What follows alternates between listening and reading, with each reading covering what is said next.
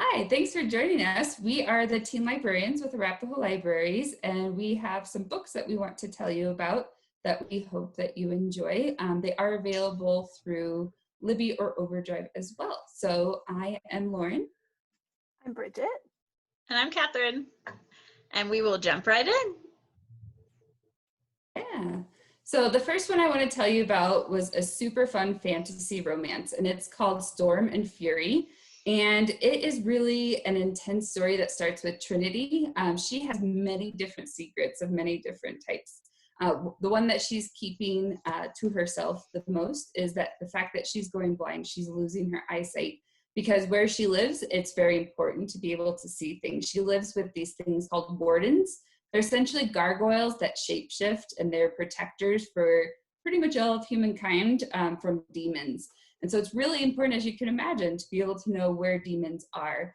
But she has a second level ability that is pretty unique. She is able to see and talk to different ghosts and spirits. So she knows when like the different demons, she can sense them. So she has this other layer that is helping her be able to hide that she is losing her eyesight. And so she is a really good fighter, but she needs help kind of toning it down because she is very aggressive. There's a second part to her that kind of comes out when she goes into battle. And so she's been living with these wardens to kind of train herself and to kind of protect herself from others, but also from herself, because there's something inside of her that really comes out and is aggressive. You learn about it kind of as you get to know her, what is going on. But there's definitely some tension building when these other wardens from a different clan are in the area, and they're trying to keep the secret of Trinity to themselves, because if demons find out what she is, they will devour her because it will increase their powers. So as soon as this other clan moves in, there's one in particular, one of the wardens, Zane, that she is very attracted to. There's something that is drawing to her in a different way. And it happens right before this big supernatural war breaks out.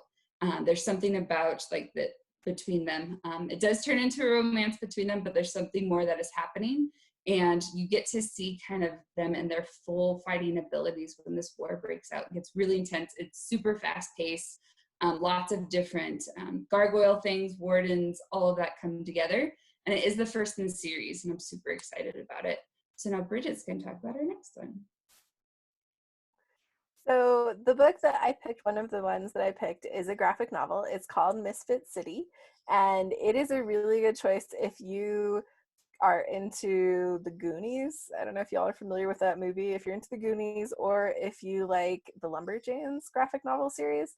This is reminded me a bit of Lumberjanes, but a little bit more mature.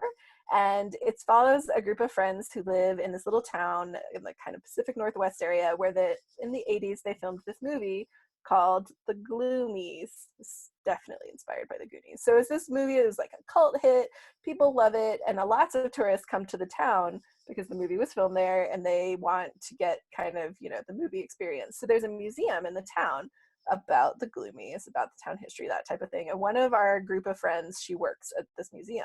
And one day, while she's there, someone brings in this giant, like, treasure chest type thing that was donated. It was left in someone's will. The sea captain willed it to the museum, and they bring it in and they leave it there. And that evening, she is hanging out with her friends after hours at the museum, and they kind of see this chest. They're like, well, what's in there? Like, pirate treasure things. It's a sea captain's chest. And she's not very interested. She's just like, whatever, it's junk that I have to catalog for our museum.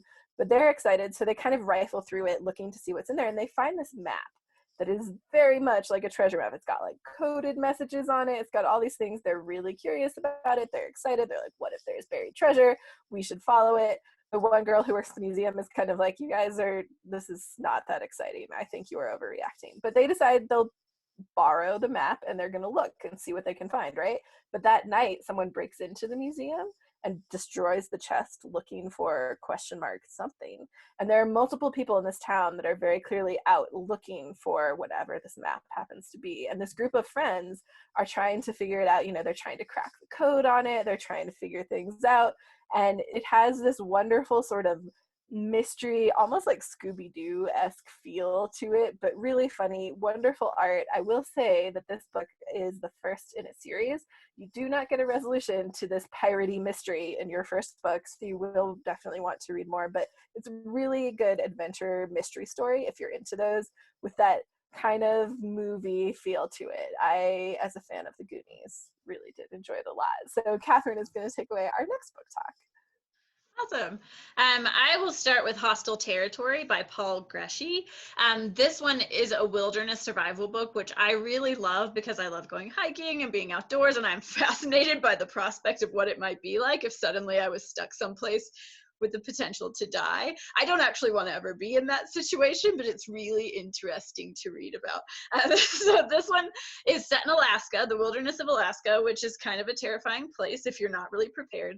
It follows 4 campers who are at a teen leadership camp, like a character building camp, I guess, when there's a massive earthquake and everyone else in the camp is killed. Only these 4 survive. They're out in the middle of nowhere. They have no way to contact anyone because, as you might imagine, cell phones don't really work out in the middle of Alaska. And so they have to try to figure out how to hike out of the interior of Alaska to see if anyone has survived, how far reaching was this earthquake. And what they start to find is that, one, it's really difficult because conditions change really quickly. There are bears and all kinds of other things that want to kill you. But also the 1 or 2 other people that they do encounter have these rumors that perhaps this earthquake also coincided with some other new world war starting. And it seems like the United States has gone to war with both Canada and Russia, which Alaska is right in the middle of. And so they are having to try to figure out who they can trust if they're going to be able to make it out alive. It's really intense, really nail-biting, but super fascinating. I do highly recommend it. That's Hostile Territory by Paul Greshy. And now Lauren's going to give us one. So mine is a bit different. It's Stranger Things Have Happened, and it is more of a humor, funny, realistic story about Marcus. And Marcus has always dabbled in magic. He loves doing different illusions, different card tricks, and things like that.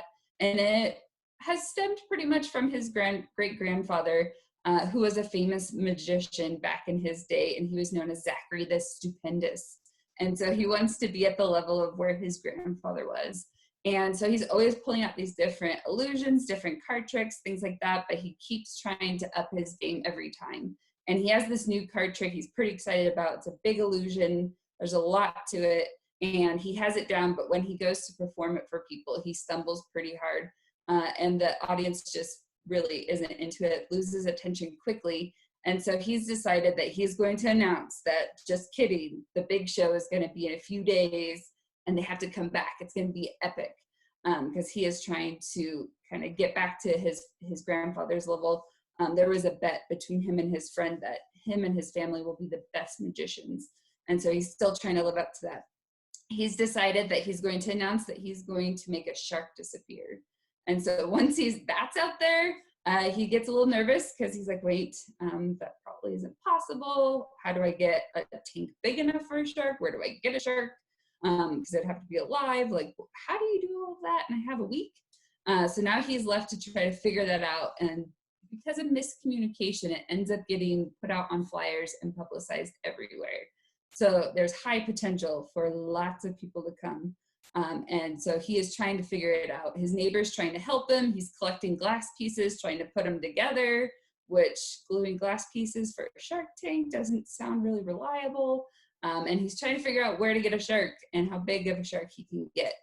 So if you want something that's super funny, has a lot of magic kind of twists in it and stuff like that, see what he can do with a shark if he can get one. So that is Stranger Things Have Happened. And now I'll send it over to Bridget.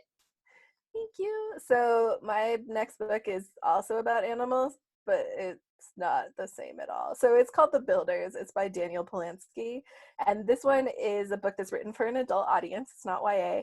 But if you like books like Redwall, which the main characters are animals and kind of anthropomorphic human-y behaviors, this book is very much like that, but more mature. It is, my content warning would be pretty violent, okay, so know that going in, but it's so interesting, and it follows this band of critters who are kind of getting together for one last job, like a heist type story.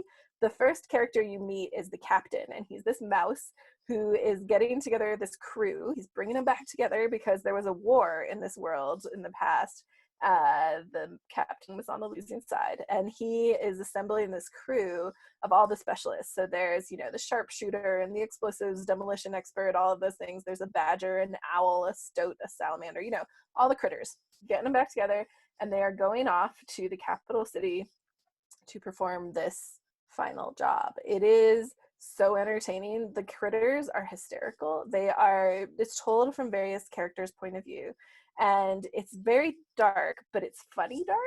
And like I mentioned, you know, violent, this isn't spoilery, but it's also useful to know not many characters make it out of this alive. So know that going in, don't get too attached to people, but it's so great. So if you like a really weird story, a story that kind of takes elements of fantasy that you might be familiar with in a very different direction, this one is so much fun. So highly recommend. You can get your hands on the Builders when you are ready for that. And now Catherine is going to tell you about her next one. This last one is actually probably my favorite book that I have read this year.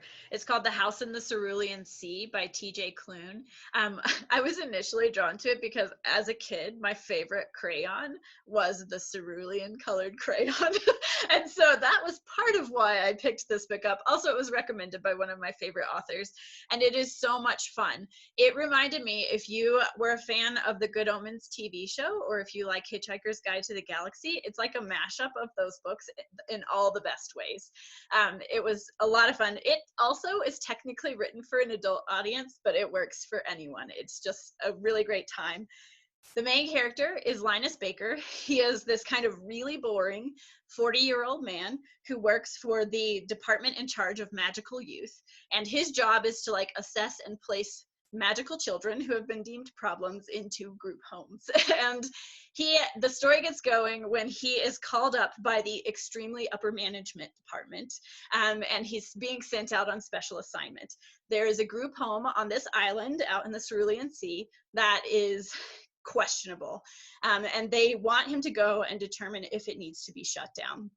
So he goes out there. Linus is really great because he just is so boring and like such a rule stickler that he's funny without meaning to be.